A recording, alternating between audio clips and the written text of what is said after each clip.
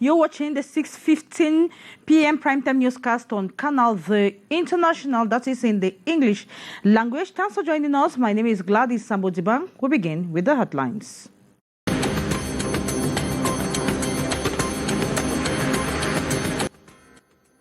A bill to amend and supplement some provisions of the Finance Law of Cameroon for the 2022 financial year has been tabled before Parliament for consideration. The adjustment is for the ratification of the 2022 state budget that moved upward from 5.7 billion francs CFA to 6 billion, an increase of 328 billion CFA francs. You shall have details in this newscast on the breakdown of the general budget in its key components. And in education, thousands of candidates across the country have begun writing the first school leaving certificates and certificate d'études primaires (CEP) in the French subsystem of education. In Douala, the exams unfolded hitch-free but from some absences that were recorded. And in health, many volunteers, today, Cameroon joins the international community to observe World Blood Donor Day. The Minister of Public Health and some medics have called on Cameroonians to bridge mutual barriers and regard the exercise of blood donation as an aspect of solidarity geared towards saving lives. In this edition of the newscast, you will get more on why some volunteers actually came out today to donate blood to the National Blood Transfusion Service. Those were our headlines. Stay tuned for developments. Canal International.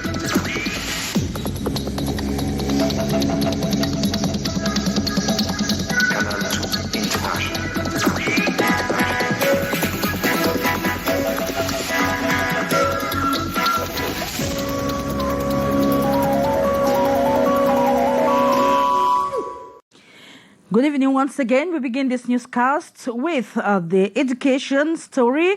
We are talking about candidates, thousands of candidates that have begun sitting for the first school leaving certificates and all of the certificate d'études primaires (CEP) in the French subsystem of education. In Cameroon's economic city Douala, a lot of absences were recorded and provoked questions from the Secretary of State in the Ministry of Basic Education, Asheri Kilo, who was in Douala, the economic city of Cameroon, to actually take stock of the situation at hand in the town. You have the details of that with Morindi. Pens in hands and scripts before their eyes, these young candidates are facing their first official examination, which is the first school leaving certificate and certificate d'études primaires (CEP) for the French subsystem of education. The examinations kicked off June 14 with the Secretary of State in the Ministry of Basic Education, Dr. Asheri Kilo, making rounds to some subcentres in the Wuri division to ascertain the smooth conduct of the exercise on the ground. We made sure that we visited centres that are hosting children in both the denominational and non-denominational, as well as government schools. And we are happy that the chief of centres are very confident. From the secretariat to the examination hall, the miniature boards also raised worries on the state of infrastructure of some government schools. Some of the schools are in very good state. Some of the schools need a lot of touch-up. And we are hoping that during this vacation, the minister will be able to do a facelift. Another problematic raised were the number of absences with possible reasons from parents, and again the case of sick children in examination halls or if admitted in a hospital. The problem came up after the Secretary of State stumbled on a sick child. We provide first aid kits to all our centers. So primarily you make sure that the child does not have a temperature. You get the school doctors who are always around to check the child. And during that period of 15 or 30 minutes that you keep the child away, you got to give that child the 15 or 30 minutes at the end of the exam. After this phase, the young candidates will have to wait 2 weeks to get their results that eventually promotes them to college. And we talk health. Cameroon joined the rest of the international community today to observe World Blood Donation Day in the nation's capital, Yaoundé. Hundreds of young people came out to actually donate blood to the National Blood Transfusion Service and other hospital units in order to save lives. It was an opportunity for the Minister of Public Health and other medics to call on other Cameroonians to bridge the mutual barriers and regard the exercise of blood donation as an act of solidarity aimed at saving lives. Hyacinthia has more on that story. They came freely to donate their blood to the needy here at the Red Cross Center on this World Blood Donor Day. Giving blood to save the lives of others is a fulfillment to this young boy. Many people are suffering outside, so it was just it's just for passion. I'm just doing just like that. So it's normal for me. On his part, he got a touching story that makes him always ready to give blood whenever need be. Actually recalled the history of a friend of mine, and because we could not get blood on time, he actually passed away. And since then, I took the decision to always donate blood each time I can.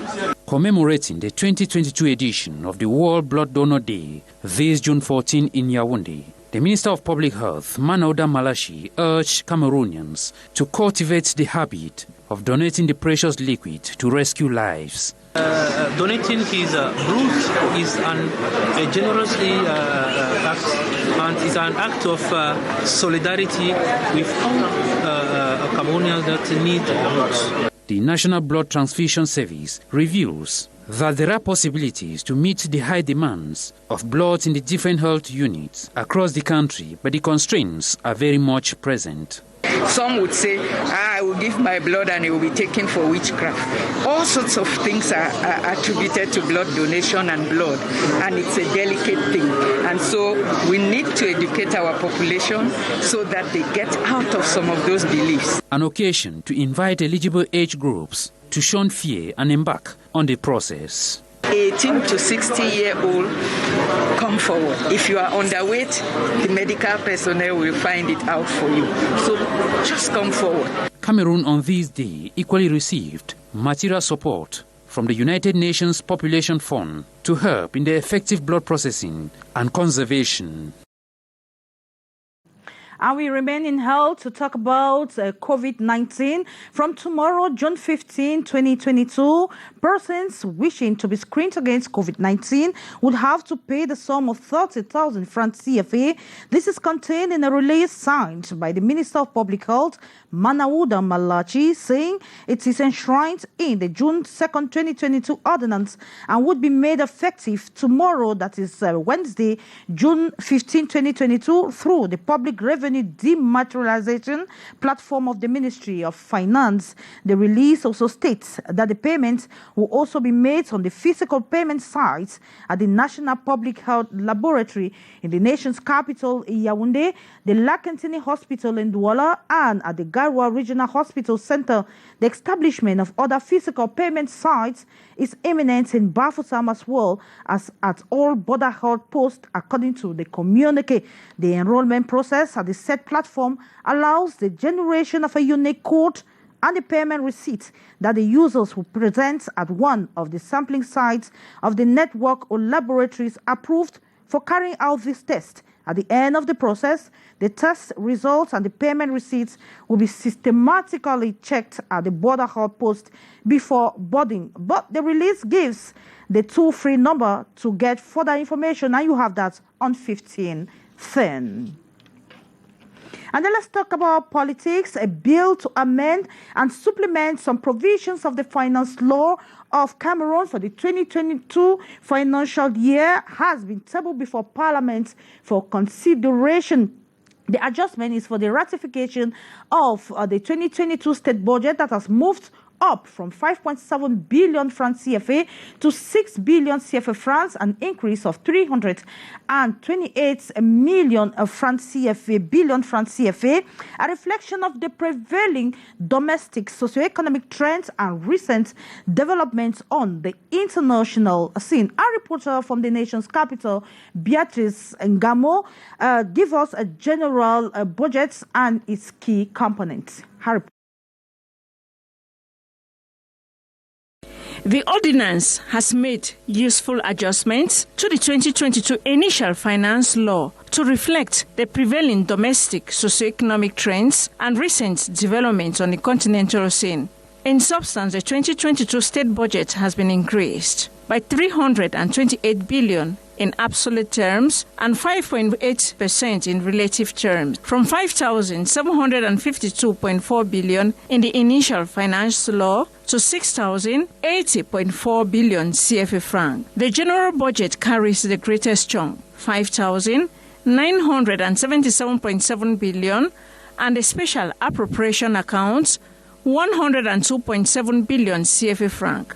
Key components of the general projects are the domestic revenue and grants, 4,223.2 billion, increased by 214 billion compared to the initial budget, comprising oil revenue, 806 billion as against 562 billion, increase of 244 billion due to the world per barrel oil price hikes. Tax revenue remains stagnant at 2,184.8 billion. Customs revenue drops to 863.9 billion as against initial at 903.9 billion. Non-tax revenues goes to 226.2 billion as against 216.2 billion, mainly due to revenue from the sale of COVID-19 screening tests.